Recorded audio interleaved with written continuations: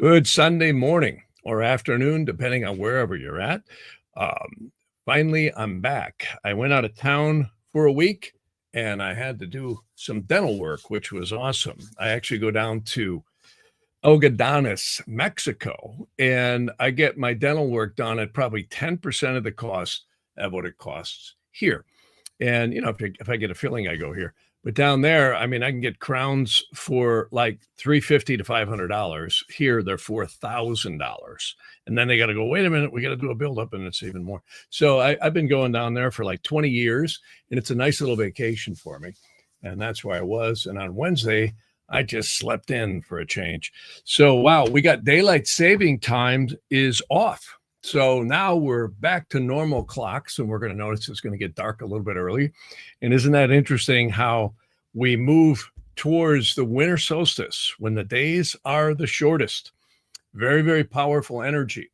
And of course, we just had Halloween. And, I want to bring up something I've been mentioning a lot about the Pleiades, right? And of course, I always mention how the Pleiades are such a powerful star group.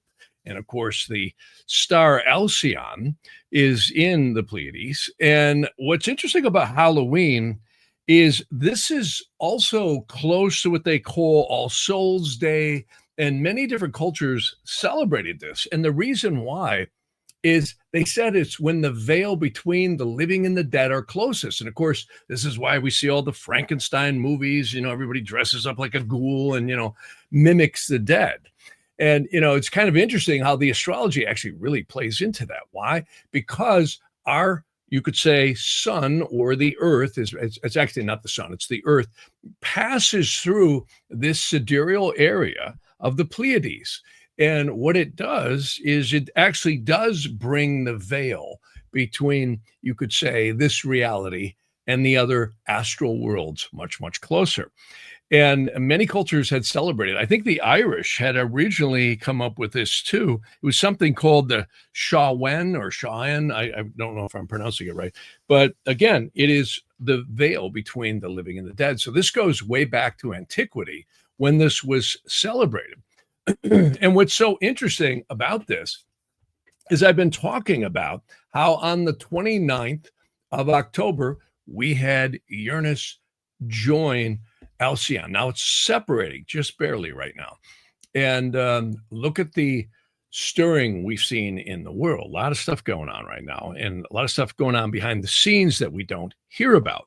So anyways, kind of interesting stuff. And remember, Uranus is going to keep going retrograde. It's going to station, go back and go direct and go back over this same star cluster again, particularly Alcyon next May. So it'll be in late spring, early summer.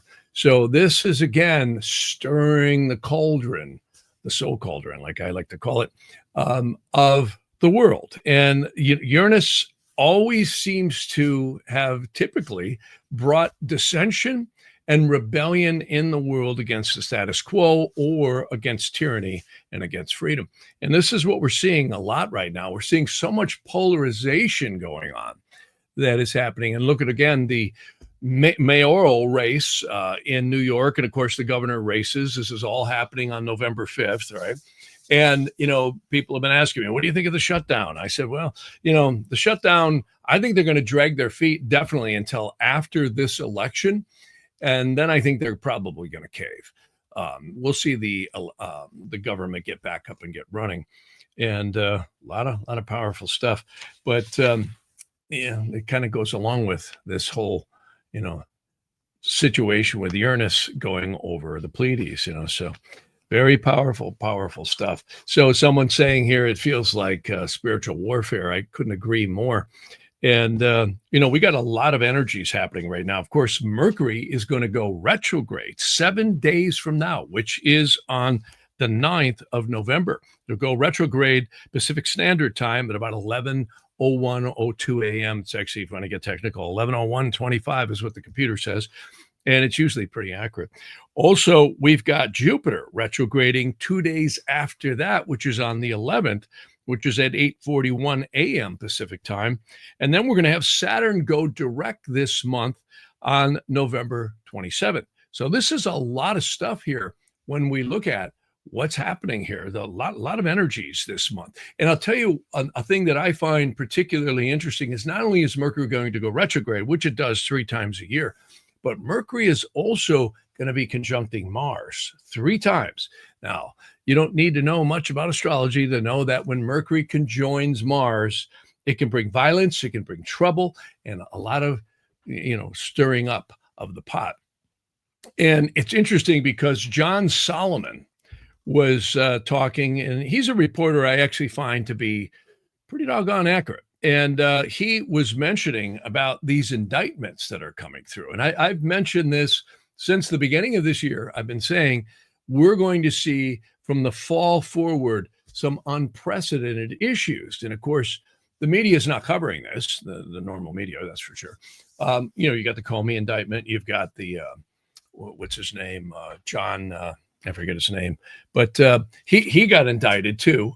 And then we're now going to see a series of other indictments. I'll just play this clip here real briefly for you on what Solomon has been saying. I think the big thing that's going to happen, Steve, I think the U.S. attorney in Miami is going to be made the key prosecutor, and this whole case is going to move down. And Jack Smith's final actions in Florida are going to move the case to Florida. And then we're going to go all the way back to maybe as early as 2014 in the IRS and look at this as one large grand conspiracy case to misuse the power of the FBI and the Justice Department to go after MAGA Nation. This is a MAGA dragnet. That's what you see here. And one FBI official I talked to today said what they did, they took a boat into the ocean and they were towing to find any license plate they could tag on Donald Trump's car. They were simply looking for anything. So he goes on and on and on. But, what I'm hearing too from other sources is that there's a lot of indictments being shined up right now. And, again, I don't like to get political, but this is what the astrology is mirroring. And I think this Mercury retrograde is going to bring some real fireworks. And of course, we're also hearing the thing in Nigeria, right? The War Department's going after the slaughtering of Christians by Muslims. We're also going to see this election in New York. Mandami is likely to get in. And what's fascinating, I watched a documentary about him. And it talked about how all these NGOs, this is how they're able to bring in this foreign money. And of course, like I said, the bankers are always funding things. And what they do is through these foreign entities come in through the NGOs. So the NGO is dispersing the funds to groups that do all this promotion. And I've also watched videos where they're actually busting people who are recruiting illegal immigrants on how to do things, how to vote, and give them social security numbers, all this kind of stuff. So it's pretty wild what's going on. And again, we're seeing, this polarization here in America. And again, it's what the astrology is showing. This is the Uranus going over the Pleiades, and this is not going to stop. And you got to remember when often these aspects happen, the fireworks start or happen slightly afterwards. And again, we've got this stuff all coming in here between now and next year. So this is going to be a really eventful time. And I know a lot of people have said to me, yeah, nobody's going to get prosecuted.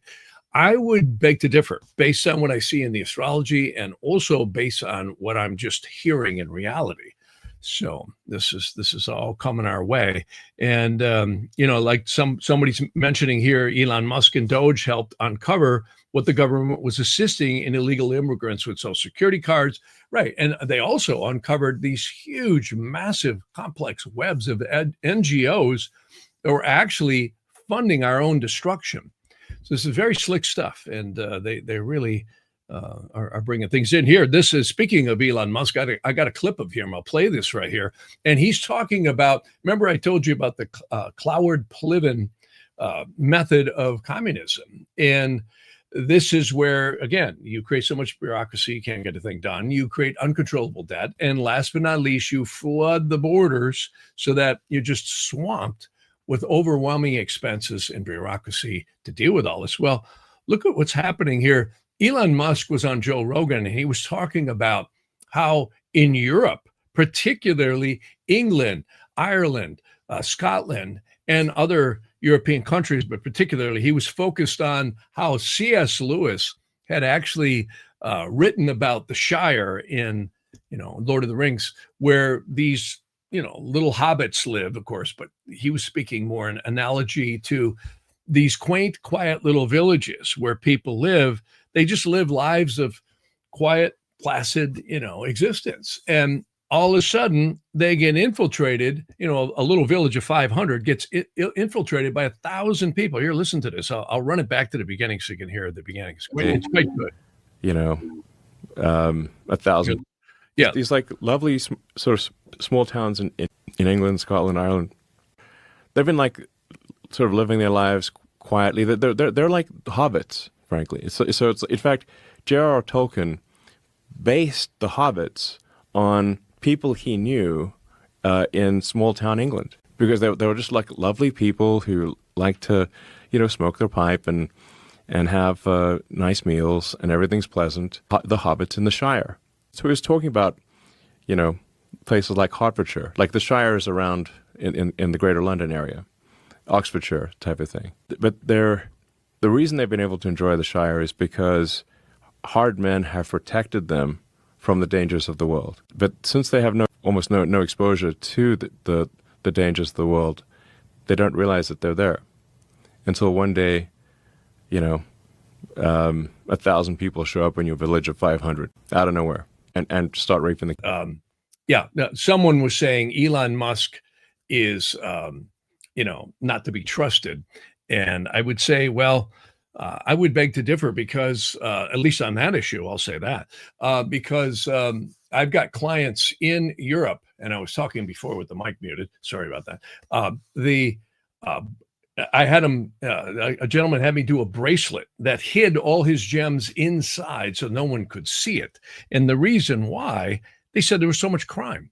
This is, again, in the UK, this is Ireland, this is Scotland, this is England, London area, so much violence. And again, we're hearing stabbings on trains and everything else, it's crazy.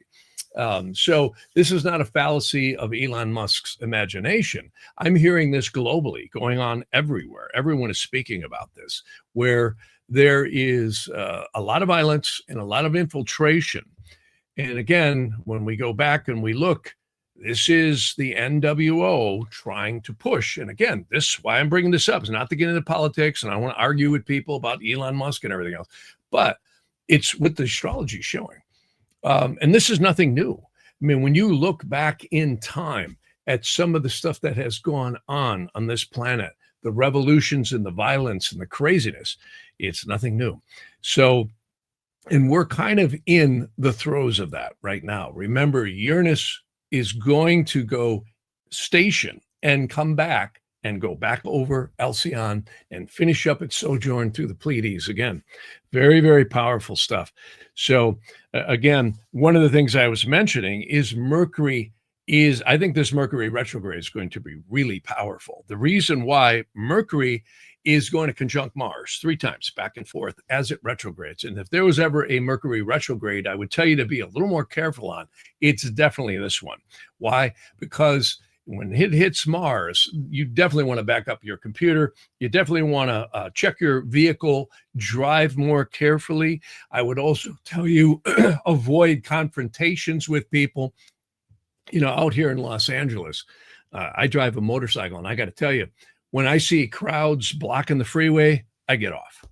I'm not interested in engaging. Just get out of there, because it's very dangerous right now. You're going to see a lot of these NGOs have been pouring money into many different, I think, dissensional groups that the astrology shows is likely to rear its head and come back much, much stronger now. So anyways, a lot of people here are bringing a lot of interesting comments here about how sanctuary cities are full of immigrants. And, I don't want to mention ethnic groups, because then I'll get hate mail for that. But we are definitely at the enemy is within, from what I can see. And it's not only within the United States. I'm hearing it all over the place. I've got some really smart clients who are in different countries, and they're telling me the same thing. They're saying, listen, this is a very infiltrated, dangerous time. And who's funding all this? Where's all this money coming from? And again, you follow what I think Rothschild said it best. He says, "You give me control of the money, and I care not who makes the laws." And this is where it's all coming from. So, anyways, I just wanted to bring that up, that we've got a lot of energies coming up this November that is exceedingly powerful. Again, Mercury retrograde on the 9th, which is 7 days from now. We got Jupiter retrograde 2 days after that on the 11th. We've got Saturn going direct right at the end of the month on the 27th. And of course, Neptune will station and go direct right around December 10th. So, and then we head to this huge, powerful, I think once in many thousands of years, conjunction of Saturn and Neptune, reality dissolving, which, a lot of people have said, is this going to bring more consciousness? Is this going to bring more awareness? It just might. It also might bring confusion and delusion structures, which kind of sometimes all comes together. If you look at Neptune, its glyph is the crescent of the moon over the cross. I've always felt it was the portal of the secret, you could say, sephira on the tree of life that connects, you could say, the upper worlds of consciousness to the lower. And again, there's that veil, just like on Halloween when we come through, near the Pleiades. The Pleiades is a very interesting star cluster, and there's a lot of lore around it. And again, it's quite fascinating. It's a cluster of stars, and again, here's the names on that, which is, again, it's in the sidereal constellation of Taurus. And every time we go through that, and of course, Halloween, every year we go through it as a planet, but we have Uranus with it right now. So it's so much more powerful.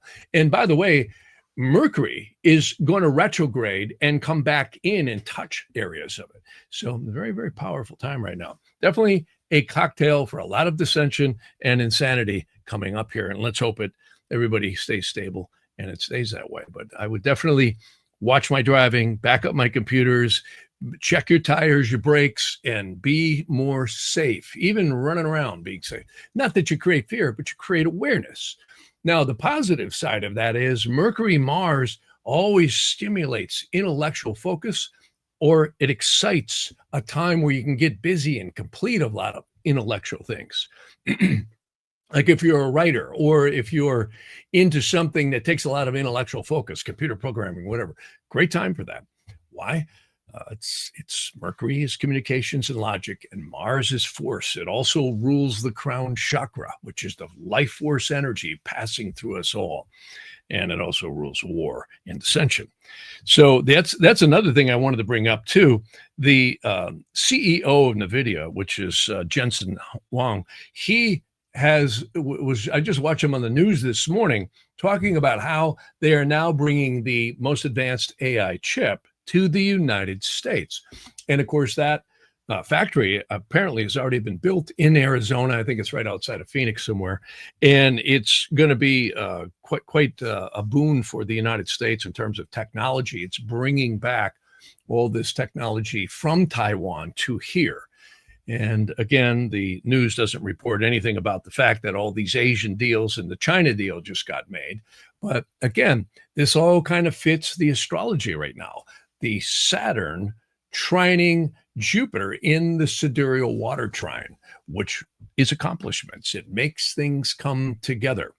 So, and again, I think these indictments are also going to get really excited on this Mercury retrograde. And again, Mercury goes retrograde for about 3 weeks. So it's going to be quite interesting. So anyways, a lot of people are saying stuff here. Taurus is the opposite of Scorpio. That's right. The fixed signs are always in opposition. They make the cross. And there's a fixed cross, a mutable cross, and a cardinal cross, which involves 4 signs each. Well, what's 3 times 4? 12. So pretty interesting stuff here. So anyways, a lot of good comments here that people are making. Another thing I wanted to bring up here is that there's been thousands of UFOs sighted off our shores in the underground UFO bases, and a lot of activity. And I haven't been down to the ocean, but I'm going to go there later today. And I want to check it out, see if I see anything later in the day, or in evening is oftentimes when you can really see them. But I can tell you, isn't this interesting how we're seeing Trump is now saying, oh, they want to do nuclear testing, right? And also, there's been a lot of, smoke and fire here with Ukraine, also, and Russia and Israel and Hamas and everything else. So it's interesting that whenever nukes seem to get in the news or become more prominent, we start seeing a lot more UFO activity.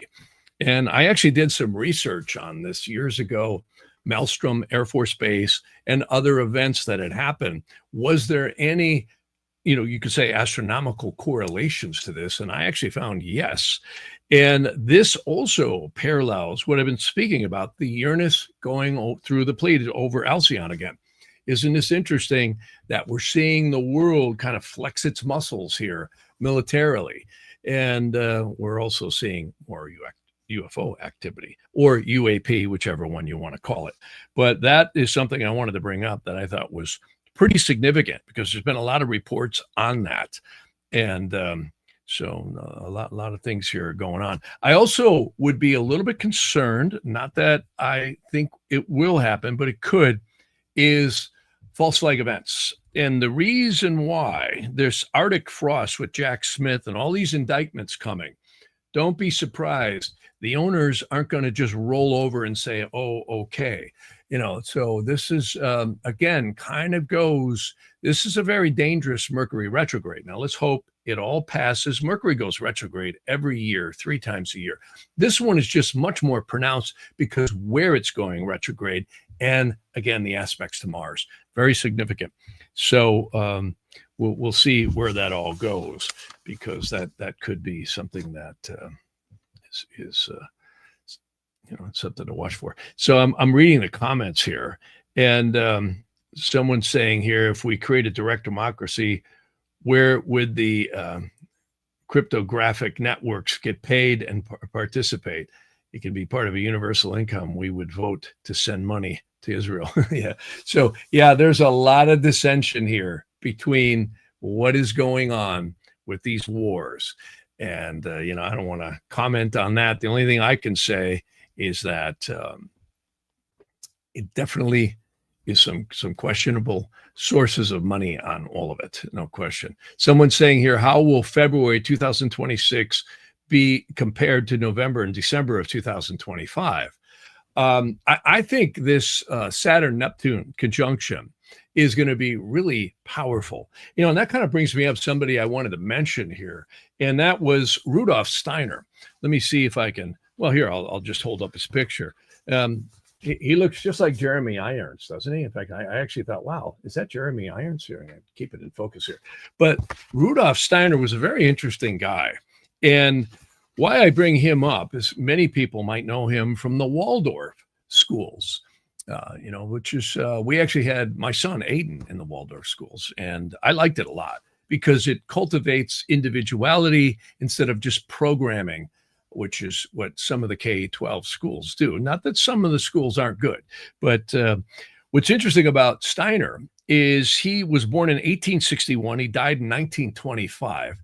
And he wrote a lot of books, and he gained a lot of recognition because he crossed over from being this hard, staunch PhD to a person who really went into the spiritual realms. You can see this particular book right here, very interesting book. It's called The Spiritual Hierarchies and the Physical World. And what he gets into here is all the different angels. This is a series of lectures, by the way, that he gave. I think he held it in 1909 in Dusseldorf, Germany. And this is, of course, before World War I, right? So it's a long time ago. And what I liked about some of Steiner's work is he would gloss over a lot of the different religions and spiritual texts and try and find a common ground with them.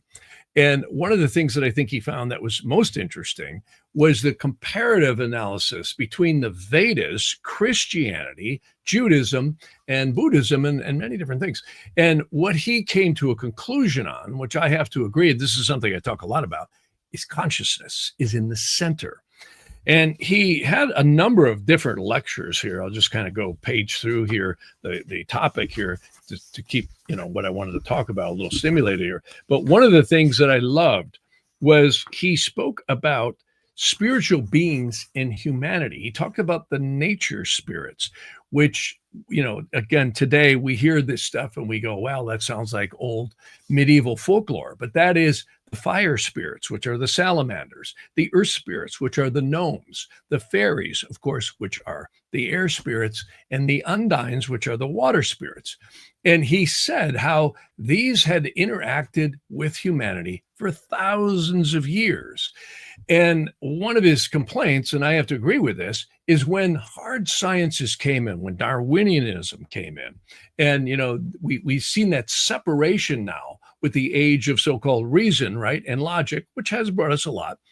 It separated us from these spiritual hierarchies and the spiritual interaction going on in the world.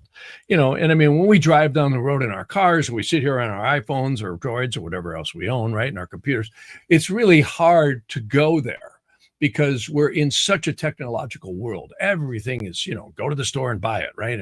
Jump on Amazon and order it or whatever else you do. So we live in a very left brain digital world right now. And of course, this is way before the word digital would have ever even been thought of in 1909. But what's interesting about this book is the topics that he brings up. And he actually talks about particularly the hierarchies in the planets, which are the archangels, the angels, the spirits, and the intelligences. And those are above the physical worlds. And then he gets into the elemental spirits, which is, again, earth, air, fire, and water.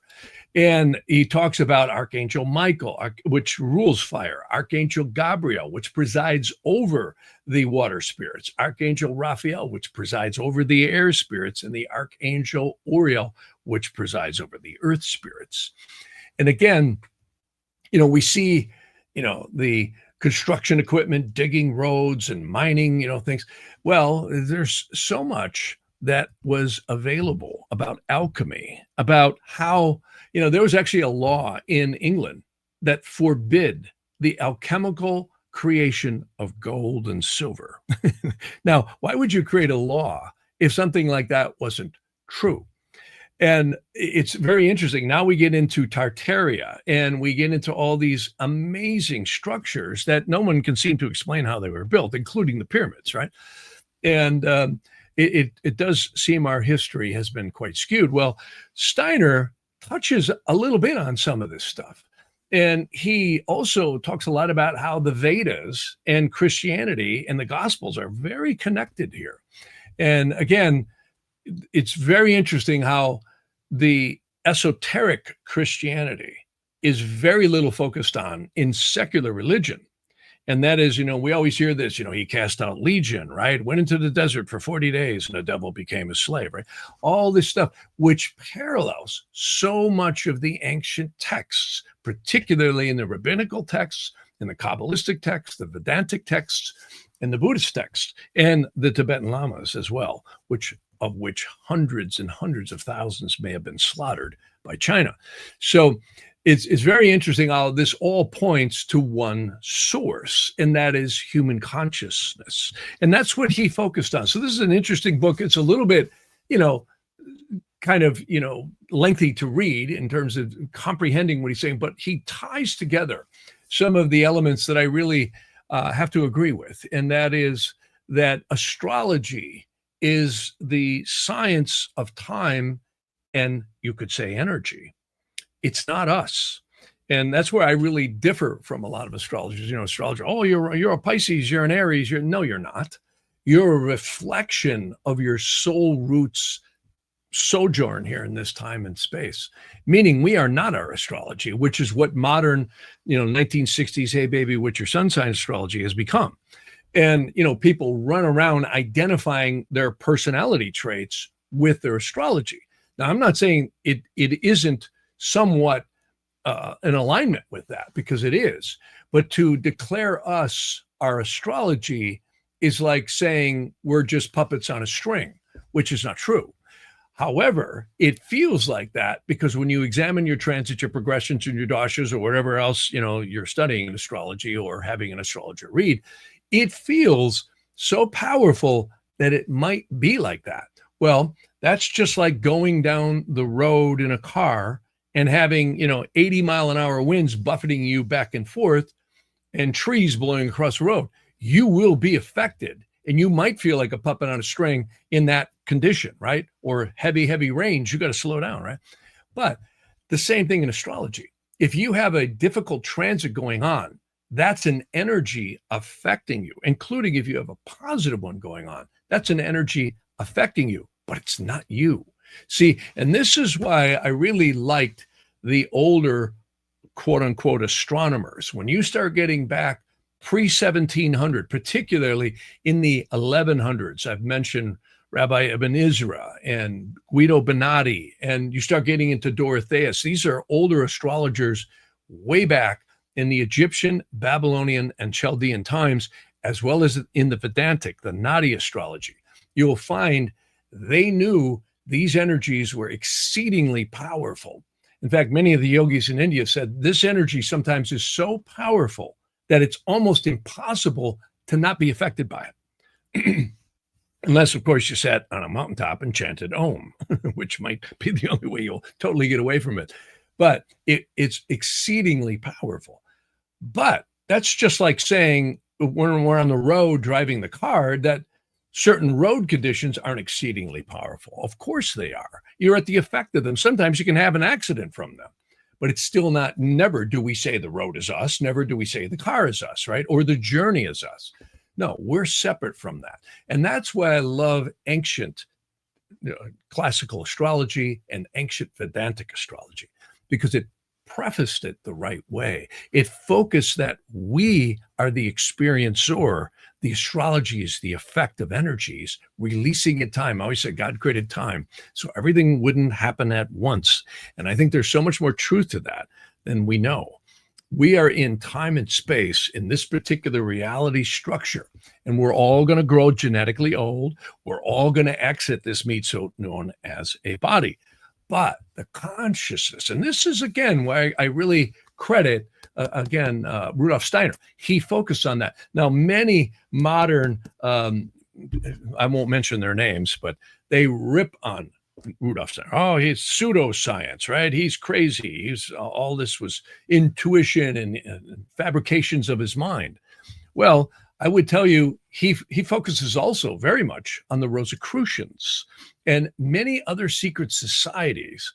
And I can tell you, they're not all making it up. And why do they all say the same thing when you get through the translations and the meaning? They're all saying the same thing. There's one source of divinity and creation raining down into this incredibly diverse world of good and evil. And it is the human consciousness. This is why they focus on the youth. Get them programmed right away, right? So you can control them and make them question their reality. Not think, but follow directions. You see, critical thinking is such an important thing. Somebody mentioned that once. I think his name was George Carlin. But it's so true. So true. So this is, again, all about opening up our minds to a much broader perspective.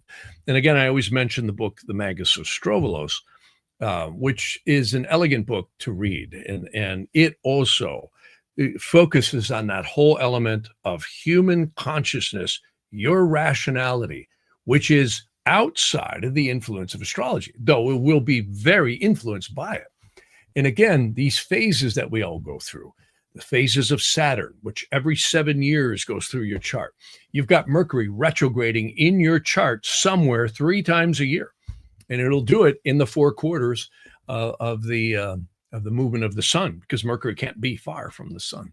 So this is why astronomy, which is today called astrology, was one of the most sacred of sciences. It was used in so many ways. In many secret societies would pay attention to it because they knew it was the unfoldment of energetic experience in time. Wasn't us. It was affecting us. And that's kind of why I love it. And someone's asking me here, is my astrological focus Vedic or Western? Well, the answer to that is both. Both. And the reason why, and there's so much dissension with astrology. It was a great question, by the way. I would tell you, when I do readings for people, the first thing I look at is the Vedic astrology.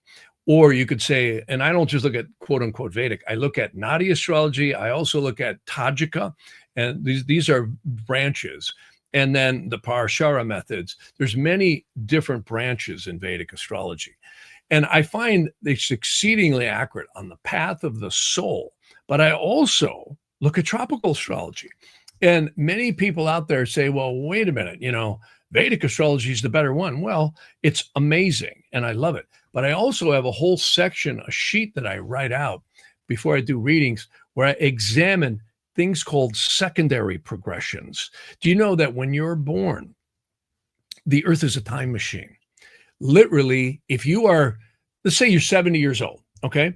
That means every single planet in the sky, 70 days after you're born, is right where your secondary progressions are, meaning every day equals a year. So all the celestial changes, whatever the moon did, waxing, waning, phases, all this, wherever Saturn and everything is in the sky happens over the next 100 days after you're born equals the next 100 years. The earth is a time machine. And then you look at what we call primary or solar arc directions. And it literally just arcs every planet forward 1 degree per year. And the aspects it makes is profound. I've seen people with health issues, people that get financial booms, people who get any point in between the reality of life happen based on these progressions and transits. And again, people say, well, is it Vedic or is it Western? Well, it's really ancient. The Chaldeans, the Vedas, the Egyptians, and the Greeks all seem to have these very advanced techniques. And I think any astrologer not looking at both sides of the fence is missing something, because it's absolutely profound what happens. I think there's things in astrology that none of us will ever know, and it's kept exceedingly secret. I always mention the book of Abramelin, which was about a man named Rabbi Maharil, who went down into Egypt long time ago. It was the 1400s. And he acquired the sacred magic, the same stuff that they talk about Jesus getting, right, in the 40 days in the desert where the devil became his slave, same thing. And it's the 6 lunations between the spring equinox and the fall equinox. Well, what's interesting is he had angels bringing him books on astrology, or astronomy, he called it, which is really, I think, the more proper term. And he said as fast as he read it, the ink on the page disappeared. And he said, why is this happening? He says, because we don't want humans to know the secrets to this, because they have to experience the trials and tribulations of life on their own and come to their own conscious self-awareness through the incarnations. And isn't that interesting? So that's the gist of what was said. So anyways, yeah, and someone's mentioning here, the church deemed astrology taboo to hide the truth. Well, yeah, and in some ways, that has been such an interesting thing, because I've literally had people walk away from me. Oh, astrology is work of the devil. Well, no, it's not. It's the work of karma. It's what it is. It's the work. It's God's way of bringing time into experience. And it's an astronomical event that we all have from birth to death. And what's even more interesting, see, someone may have heard of the old term Hermetic astrology, which was also after the Egyptian Hermes Trismegistus, thrice great is what they would call him. And there's a lot of connections here to the saints and the prophets in the Bible connected to this. And what's fascinating about this is they actually talk about reincarnational astrology in those ancient doctrines. And what it is, the sun and Saturn positions and the entire chart at the time of death equals where you plug in the next incarnation. Now, what's interesting about that is if we were all just automatons and we didn't have any saving grace to pull us out of, I always call it escaping from Alcatraz, we'd be screwed, right? We'd be caught in this reincarnational loop forever. And this is actually mentioned in texts, like I mentioned, the Sharia Gilgam or Shar Hagilgam. And it literally, consciousness is the thing. When we become what I call self-aware, or what they said was self-awareness, the soul starts connecting to the higher realms. And this, again, is some very interesting topics, because if the demonic forces can keep us down here in a myopic position of just the material world only, and we don't look to the higher, we will be trapped here. And how many people do you hear? Well, I'm going to get that son of a gun, right? It's the last thing I do, right? So, and they say when you die stiff-necked in this world, you will be stiff-necked in the next. And I believe, and he touches on this a little bit in here, but also so did the Magus of Strovolos, and so does the Sharia Gilgam and many other texts, where there's literally a hierarchy of angels. In fact, the one I mention a lot is the book by Rabbi Fatea, Menot Yehuda. I put that up many times before. And what's so fascinating about that particular book is he mentions that there's literally hierarchies of angels, and there may even be what he calls courts that actually adjudicate whether or not that soul escapes from Alcatraz or not. And it's based on one thing and one thing only, it seems to be consciousness. So if we didn't have the ability to grow, we'd be screwed, right? So that's why I do agree with the religions in one sense. If you rely on astrology only, you're probably not seeing the whole picture. You see, so I don't disagree with the religions in one sense, and that is, if you look at astrology as the god, you're in trouble. Now you run into the polytheism that many cultures did. But if you keep the astrology as to really what it is, and that's the interaction of consciousness to you, then you got something divine. And that's what the ancient secret societies and various different cultures did. And again, I'll bring up another guy. I brought him up many times before. This is Carl Jung, the psychiatrist who broke off from Freud, who wrote the book Synchronicity, as well as many, many other books. This is just one book. And Jung, again, came to the conclusion, just like C.S. Lewis and so many others, that literally we are in a spiritual matrix, a hierarchy, and it's full of angels, spirits, and elementals. The interesting topic about elementals is we emit them out of the third eye chakra, just like Daskalos, the Magus of Strovolos, had said. We permeate our aura with what we believe. You see, you can get 10 people having a Saturn return, and every one of them are going to experience it a different way. And it does show up in the astrology, but that's the mysteries. And when you look at some of the Eastern and Western techniques that allow you to see the severity of Saturn's transits over the moon, or whatever other progressions and transits you've had, I know I've seen it with clients. Some of them actually lose a lot of old family karmas on these difficult transits, and it's actually a blessing in disguise. It releases them and their soul. And then you see other people who are actually going the other way down. They're going down because they're rooted in what got them there in the first place. So again, everything comes back full center to your individual conscious self-awareness. So important. And it's very hard to self-analyze that. And oftentimes, it's like trying to raise yourself up by your own bootstraps. Our founding fathers used to say stuff like that. And there's a lot of truth to that. You really have to step outside of yourself and do an analysis that is really quite deep. And some of these texts can help you do that. That's why I bring them up a lot. So, yeah, some people are really having some great comments here. Someone is saying here, that's why I say this emotional holographic mirroring world. That's a pretty good analogy there. It is.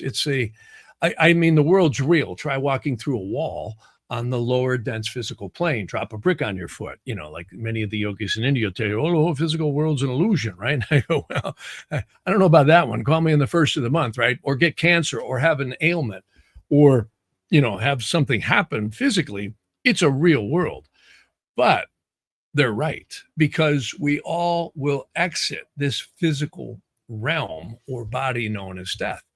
And I think if we don't treat this world as, in some way, like this person's saying, a holographic mirror of reality, or an experience in time and space might be another healthy way to look at it, we're probably going to end up on the other side very much locked into the same belief systems that we have here. And that's what's so important. So someone's saying here, the Bob Marley song of that stiff-necked fools. Yeah, stiff-necked fools. Yeah, that's a good one. Yeah, that's a good thing. But anyways, just food for thought. That's all this is food for thought. Just to, again, you can read 1,000 books. In the end, it comes down to, what do you get out of it? And a lot of these books point us to what astrology is and what it isn't. Astrology is a very valuable tool for timing. One of the things that blows me away the most is interrogation astrology, which is literally the art of asking a question. And I think what's so mind-blowing about that is how accurate it is. You can see what a person's skill sets are, whether they're likely to help you, hate you, be your friend, etc. In a multitude of questions, you can see, where's my keys? Where's my cat? Whatever you're asking about, job, question, anything under the sun. And how can that be? Well, that's because consciousness is locked in to where it is for the most part in most people. They're very rooted in what they're doing and the roles and functions they're playing in society. That's why interrogation astrology is so predictably accurate, because it mirrors the holographic reality structure we're all living in. And it's very deep, deep stuff, and quite fascinating. Electional astrology too. It's very interesting how this lower world is so powerfully influenced by all these elementals and angelic spirits and forces. And also collective human consciousness has a huge effect on that. And I always say, I think the Earth's axis will tip when enough souls have purified and rectified here. And that's when it'll shift. And which way it will shift is another big question that no one, I don't think, will ever completely answer. But we are seriously sitting in a matrix here of astronomy that's a mirrored reflection of time and space and reflective reality for each one of us. And it's totally different for each person. Again, the Hermetic astrology is very interesting as well. The Nadi astrology touches into that too. If you've ever had a Nadi palm leaf reading, it asks you lots of questions about, how many siblings, how many this, how many that. And you can see the same thing in regular readings in astrology. Very, very interesting stuff. So anyways, I'm going to get rolling here. I only had about an hour, but it's a lot of fun, and a lot of people are giving some very excellent comments here. Yeah, someone's talking about Jung's Red Book this summer. Fascinating.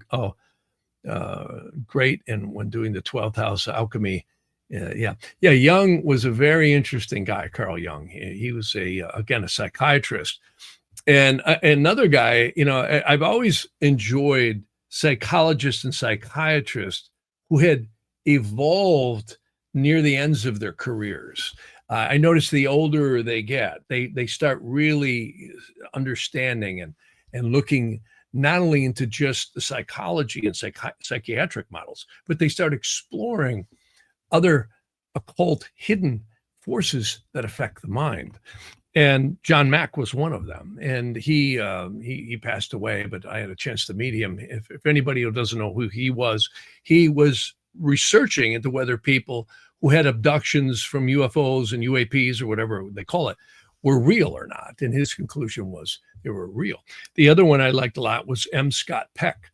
M. Scott Peck wrote the book People of the Lie. He also had a lot of interaction with Malachi Martin, who was an exorcist for the church. And Malachi Martin met with him and said, some of the hierarchy people in the church are trying to kill him. And they may have, actually. You ever want to read an interesting book, read Hostage to the Devil. Very interesting book. And what's fascinating about this whole research. And again, my favorite psychiatrist is Dr. Carl Wickland, who has been pretty much ignored since the 40s. And in the 70s, he came back into vogue when his book was rediscovered, 30 Years Among the Dead. Love that book. And I mention it a lot. And that is proof we don't die. And he interviewed and helped release so many disincarnate souls. Dr. Edith Fiore, The Unquiet Dead, Dr. Fry, Freeing the Captives. These are hardcore medical practitioners who jumped over into the pond of being, consciously aware that forces are going on besides just science, right? And again, many of the critics call it pseudoscience, but it's not. It's really the world we live in, which is quite fascinating. So someone's mentioning here, yeah, Malachi Martin was a man full of wisdom. You bet he was. He really said that there was some very demonic entities in the church trying to kill him. And that's nothing new, is it? But yeah, I got to say, read Hostage to the Devil. He actually had spoken how during World War II, he saw so much demonic stuff going on, cannibalism. And, when you think about it, what happens in some of these wars where the general says, yeah, take every man, woman, and child, loot the place, right? And this is what we've heard in many of these wars. And he said the Satanistic demonic energies were very powerful.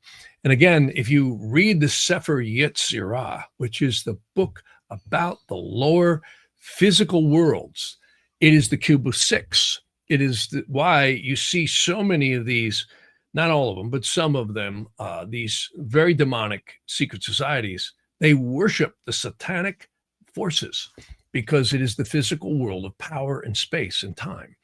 And very, very, very deep stuff. So anyways, thanks everybody for watching. I had a lot of great comments. Thank you so much. A lot of people are being very kind here in their comments. But someone's mentioning here, and in an interrogation session, can you ask a when question? That's a great thing. Timing, yes, you can. You can get generally accurate in timing, but timing is not easy. And I'll tell you why. That's something I've always been working on over the years. I could tell you so many stories. I had one friend of mine called me up. He says, I just got in a fight with my girlfriend. We were on a trip and she took a plane home. He says, you think I'll ever hear from her again? And I'm looking at the chart and I said, yeah, I think you're going to hear from her right away. Oh, hang on. That's her on the other phone. See, so boom. And see, this is you can definitely see whether something will or will not happen. Okay. But the timing gets really dicey because it could be seconds, it could be minutes, it could be hours, it could be days, it could be weeks, it could be months, and it could be years. It might even be longer. And how you tell this in interrogation or prashna, astrology, is where the signifactors are. In fixed signs, things are usually very long. If they could be years, days, or months for sure. If it's an immutable sign, it could be middling, between days and weeks. If it's in a cardinal sign, it's much, much faster. But you also have to factor in the moon, and also it changes in what houses they're in. So it's pretty deep stuff. But yes, you can get timing. Timing is the hardest thing I've found over the years to get accurate. You can get close, but you'll never maybe 100% pinpoint it. What you can see with a very high reliability is whether or not something will or will not come to fruition. And I could tell you so many stories. And this is probably the oldest type of astrology. Some people call it horary. I like interrogation. The other one is prashna in India. And it's very interesting how prashna in the sidereal system is a lot different than the Western system of interrogation and horary, though they're very similar. They definitely come to the same conclusion. They just use different techniques. And that's always been fascinating to me because in the old worlds, they say there was a text called Yavan Jataka. It's the only one they know of so far. There may be other ones, but I don't know of them. And that one is a place of great dissension, whether or not it was the Vedas that brought it over to the Greeks and the Egyptians, Or was it the Egyptians, the Chaldeans, and the Greeks who conversed with the Vedas or the Far Eastern cultures? And my take is it's probably both. I think different cultures have developed at different rates in different ways, but it's fascinating to read the text. I mean, I find after 40 years of interrogation, because I started in the mid 70s on astrology, but when I started getting into interrogation, answering questions, which is and electional astrology was in the early 80s, so it's a little over 40 years, or 45 years now, actually, or close to that. But the bottom line is, it's really the art of understanding consciousness and identifying the right houses. And you can do that in both systems, the Vedic or in the tropical. It's absolutely amazing. And one of the oldest types of astrology.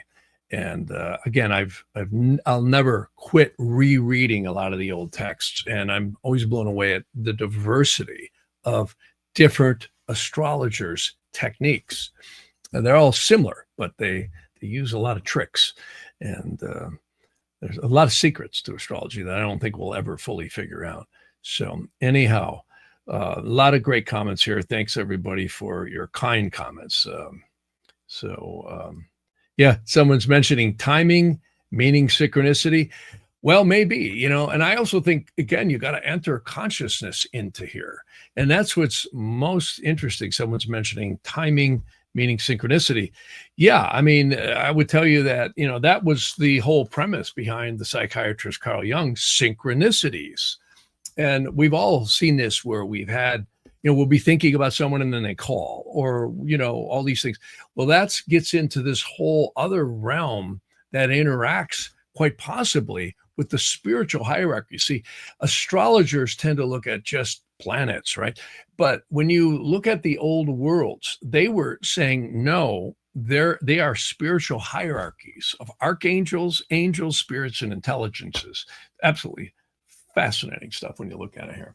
I had a book the other day. I don't know where the heck it is because I'm still unpacking here, getting back from my trip. But what's so fascinating is the angels and the glyphs that they had that were drawn out on the angel's name in what they call double acrostic squares out of the Aramaic and the Hebrew. And you can't make this stuff up. And the Rosicrucians had this too. They had a wheel, the Rosicrucians. I remember Manly P. Hall over at PRS was really into that, where he would look at angel squares and so on and so forth. He actually, I think, wrote a book on it.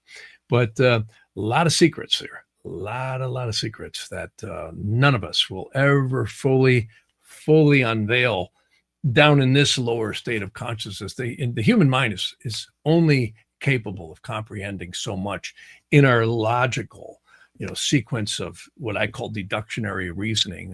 When you really start opening up, there's things that are far beyond, I think, what we can just logically deduce. And that's where I think we go when we really leave this world and move. They actually call it Hokmah in the Tree of Life. Hokmah is a strange word that simply means the wisdom of the soul, where we might remember all these collective incarnations and see all the people we've had all these diverse interactions with. And that's usually when we escape from Alcatraz out of the physical realms, which is the Yetziratic worlds on the Tree of Life. Very, very interesting stuff here. I'll put that up really quick and then I've got to go here. But let me see if I could share the screen, and you're going to have to deal with me finding this. Let me do this here first. There's a wonderful way, again, I always go back to this particular, let me find it here, diagram. And it's one that I've had working on for years and years and years. And the biggest one is the hierarchies. Yeah, here it is. I've got it up now. So now I can share my screen because I didn't want to make everybody watch me fish for it here. Hang on a minute. I just got to tab through here. It's a digital world, isn't it? So Yeah, here it is. Okay, so now I can share the entire screen, and then we jump over to this one. This is the diagram I've showed so many times. The worlds of time and space start right here. There's, again, a text I mentioned. Often it's called the Sefer Yetzirah, which means the book of formation. This is where the molecules and the atoms, the amino acids, all the stuff physicists are categorizing, in terms of the building blocks of the physical realms and worlds. But if you look at an atom, what the heck is an atom? It is positive and negative charge, electrons, protons, neutrinos, all these forces of energies that are held in very specific states, just like astrology and astronomy. The solar system is like a big atom in some ways. It's literally got a nucleus, which you could say is the sun, right? And that's the positive charges, if you will. And the planets are like the electrons going around it. So when you really back out, what the hell is astrology? Well, it's quite magical. It's a divine reality machine. And there's a lot of them. According to some of the ancient texts, there may be hundreds and hundreds of solar systems like this, similar at least. And then there may be infinite numbers of much more complex and less complex systems. Well, that's this whole realm here. Again, this diagram doesn't even begin to scratch the surface when you look at 49 parallel universes. I mean, just think about that. We haven't even scratched the surface on this universe, let alone the probability of 49 other dimensional universes. Now we get an idea of what's happening here with the portals of the stars and why the stars might be so bright. I believe that they are raining down into creation the portals of all the creative forces, which are far beyond what I think any physicist could ever categorize into some, list of hierarchies. And when you look at, again, I go back to, you look at what happens in the womb of your mother or the womb of an animal or the seed. You have a genetic cloak, or you could say garment is one word that they use, that is creating this physical space that we're now going to inhabit for the duration of what we call a life. And that's pretty wild. And the lower conscious mind is the interface to that, which is pretty heavy duty stuff. And now you start seeing, this is what I was talking about earlier. Let me see if I can find this thing here. Where is it? Tree. This might be it here. Yeah, this diagram here is a kind of a breakdown of what we might call the lower portions. Let me see if we can find this one. No, there's another one here. Hang on, I gotta fire these up so I can see what the heck I'm doing here. Yeah, we go in a gallery here. Yeah, so this is the one. Yeah, right here. So this puts it more in perspective. You can see this is a tree that shows the human body and the Sephira, which is a strange word that they call these circles that each planetary vessel is in. And they're actually spiritual vessels. This is precisely what he was getting into in some of his lectures. The book I told you, this is a series of lectures by, again, Rudolf Steiner and many other mystics have spoken to this effect. Well, what's important about this is then we start getting into the actual makeup of the human condition, which is so much more than just, what we think it is. And again, this diagram here is the one that I often love to refer to, because you can see this dashed line down here is the division between the lower conscious mind, which is what I like to refer to as the present personality.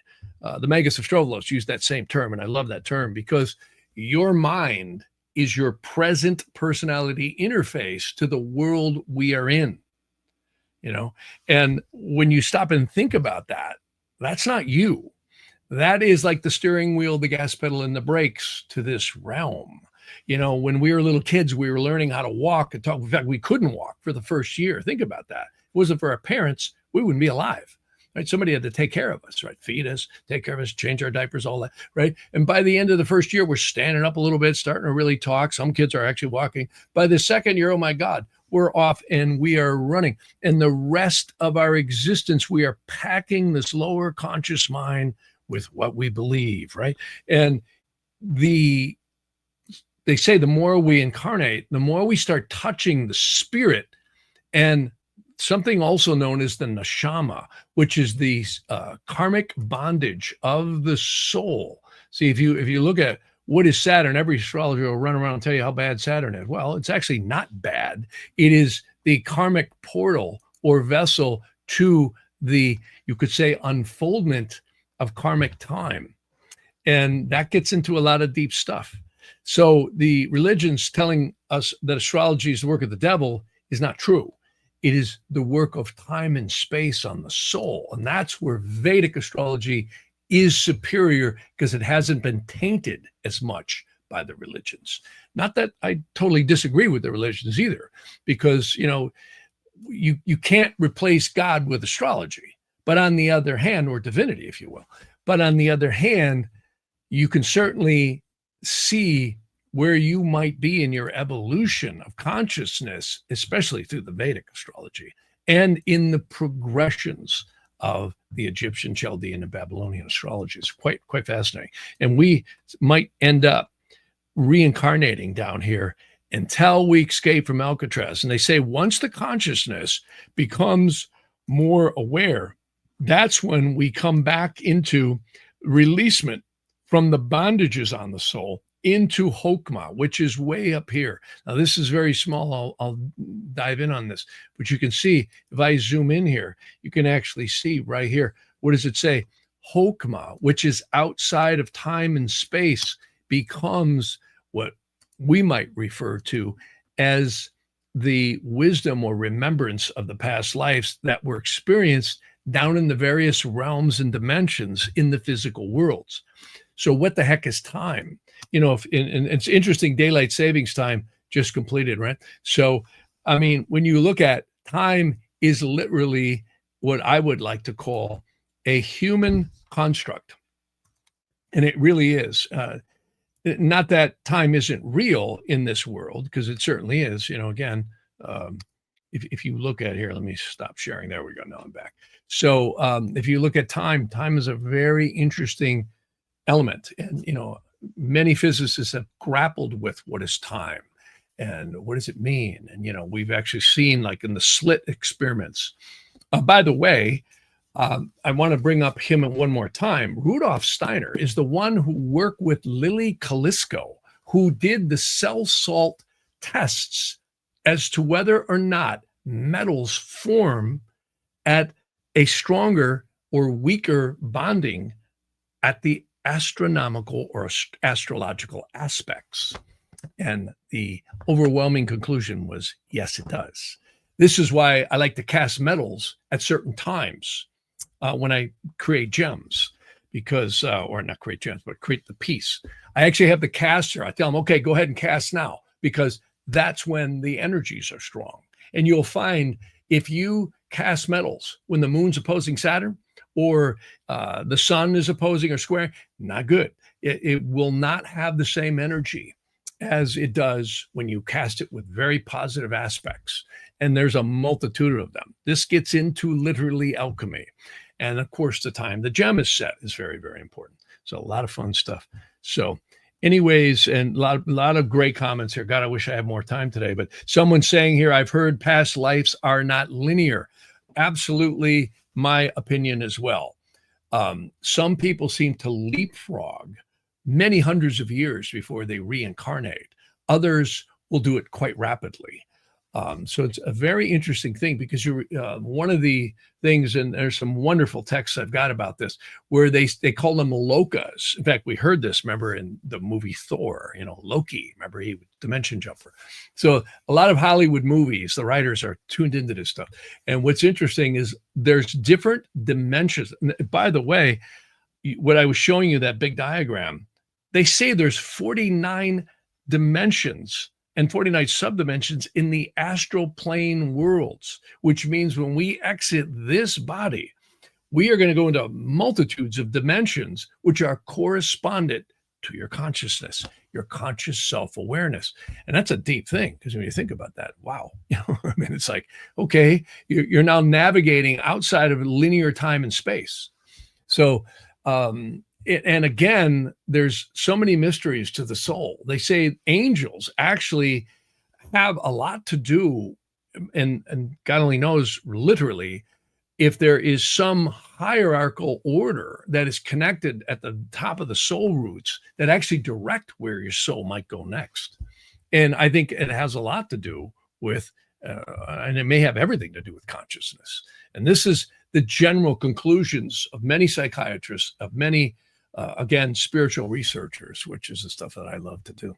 So with that, fun topics and a lot going on. So anyways, well, if someone's saying here on the Tree of Life, why is Pluto at the top of the crown? That's a good question, because it's interesting. Pluto, in this realm of time and space called our solar system, seems to be you could say, forces of transformation. And, a lot of people dispute that, but many Kabbalists agree that Chokmah is Uranus, wisdom, thinking outside of the box. Neptune is the Sephira called Dath, which is the secret hidden connection between consciousness and this reality. And Pluto is Keter at the very top, which is also where the Archangel Metatron is. And my opinion is that may be accurate. I'm not sitting here saying this is the way it is, right? But I've been really delving into not only the Kabbalistic stuff, but the Egyptian, the Chaldean. This Tree of Life is not just Kabbalah. It's very ancient wisdom, very ancient wisdom. And if you get into books like the Zohar, another text that is really amazing is called the Behir. I'll put that up sometime. The Behir is probably one of the oldest and most magical documents in creation in connection with the Sefer Yetzirah. It really blows your hair back. And there seems to be an analogy between Pluto's destructive and transformative powers to the Godhead soul force in this realm. So there may be a lot more truth to that than we know. But yeah, so a lot of stuff. It's way beyond human comprehension. But what's great about it all, and that's why I disagree with the religions in one sense, if you study this esoteric knowledge, you can't come to any conclusion other than there's divinity in God. You can't. I mean, to the agnostics and the atheists, I go, well, okay, go watch a baby being born and tell me that there isn't a magic divine source. You just can't make this stuff up. So anyways, all right, my friends. Well, thank you again. Yeah, someone's saying here, Pluto's a wrecking ball. It feels like it. Pluto does. I can tell you, I had a Pluto descending transit come through here. I don't know, it's about 5-6 years ago. Oh my God, it's so powerful. Every client I've ever seen, it's the first thing I look at. If someone's living somewhere on the globe, especially people who are born in places that they, are not living now, meaning they moved, right? I invariably, and even if you do live where you were born, when you have Pluto transits coming through, wow, let me tell you, they are powerful. If it's on the ascendant, it's personal. If it's on the descendant, you're going to deal with partnerships and relationships. If it's on the midheavens, career or government or forces. If it's on the IC, it's home, family, real estate. And I've seen it, boy. I've seen everything from hurricanes, lawsuits, divorce.